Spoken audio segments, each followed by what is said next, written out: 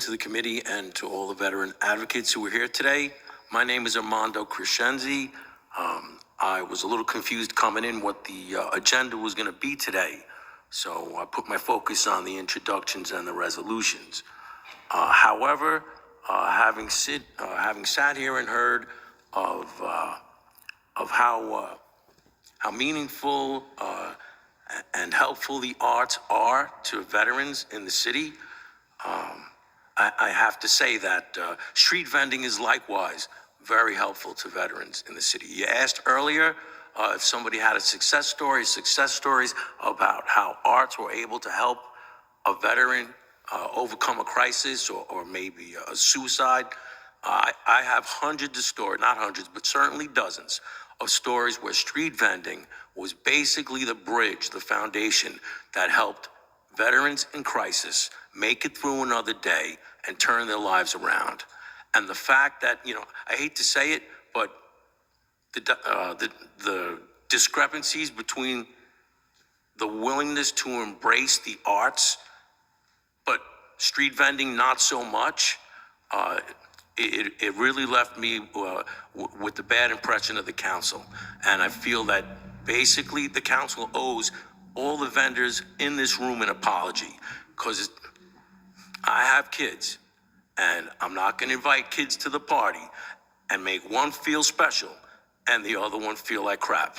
So I think the council owes an apology to all the vendors in this room.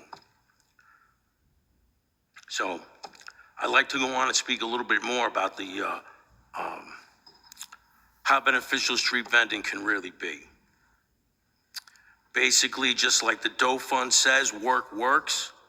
Certainly for immediate finance, self-efficacy, job training, job development, career development, a bridge to a reintegration.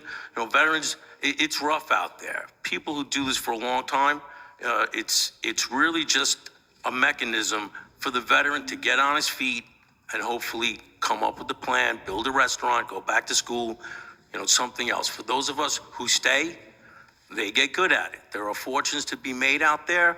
Sadly, veterans have not been given the opportunity they were promised, and it's just not easy for vets to do this. I would say any vet who finished basic training should be a success out there, but because of the city's harassment and disrespect, they're driven out of the marketplace. So having said that, I'd like to go to what I was going to do and comment on the resolutions and the intros. Regarding resolution number 465 on public housing, I'm fine with everything except for the resolution. The resolution has only says that the veteran shall be given preference for public housing. All right, that needs to be broadened. Public housing, all new developments, any development where the builders have been given a tax credit or a tax break, all right, it needs to be expanded. Also, with the city of Yes having been approved, there's a lot of opportunity there for the city. They're going to separate $5 billion to promote the city of Yes. $5 billion? Well, how about a program where if a homeowner rents a unit to a veteran, their loan could be forgiven. The loan for the cost of their building their dwelling unit could be forgiven over, let's say, 5 years. All right, so I thought that was a pretty good idea.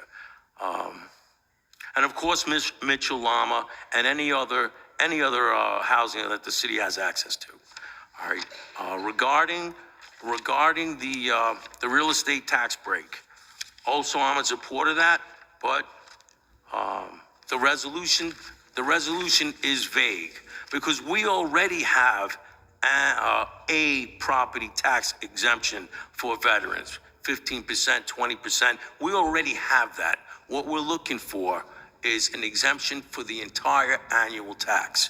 So that resolution's got to be cleaned up a little bit. Moving right along to the original. I'll start with the silly one first, or next, and that is the commissioner shall waive the fee for commissary operators who reserve a space for one mobile food vet. Who wrote that? I don't know any veterans who own commissaries. All right, that was not written by a veteran. It was not written for a veteran's interest, and there's no way to make sure that benefit will trickle down to a veteran. In fact, having been out there for 20 years, I have to say that the commissaries are a very hostile place for veteran. And the idea that one veteran by himself is going to be in a very competitive and aggressive and sometimes violent environment by himself in a commissary. I mean, I've been a victim. I remember when the hot dog carts, the Nathan's came out. They were all electric carts. I can't tell you how many times I went to get my cart. It had been unplugged overnight. All right, and you go to complain. Next thing you know, your gas cords are cut. So I just want to wrap this up because the next item is very important. And the thing is, I want to like to have a little more time because we spent about an hour and 40 minutes on the arts. And I think that That's the topic of the hearing. So, all right, well, this is not a food the vendor. resolution. Well, I don't know. I was invited to discuss the resolution. Well, again, you can talk about the resolution, but to knock the other topic and say, well, we're not giving enough time for this topic. We are. I've given you more than That's the allotted time. disingenuous. That's very disingenuous. Okay, then that's your opinion. But if you want to change the word I need 1 more commissaries, minute. let me just get back to your original. You just mentioned about 687, the word commissaries. What would you change it to? You don't like that word. No. So Absolutely what would you change not. it to? When you start giving commissaries to service I disabled just asked you a vets, question. it has to be thrown out. Change the resolution. You're rewarding our abusers by giving the commissary owner a break. What would you like to see? What am I trying to say? Build commissaries for veterans. Okay. Thank What you. is a Thank you for your One last thing on the appointments to the street vendor Peace out. street Peace out. vendor advisory board. Yes. Coming. The title of those people who are picked is absolutely inconsequential. It could be the Pope.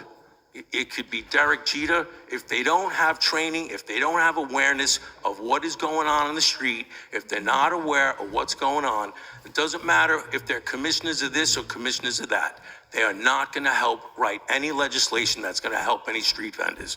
So my suggestion would be, to add to that amendment, during the member's tenure on the Street Vendors Advisory Board, each member must spend at least 1 day a month on a field day working with a vendor. All right, and it should cover all the vendors.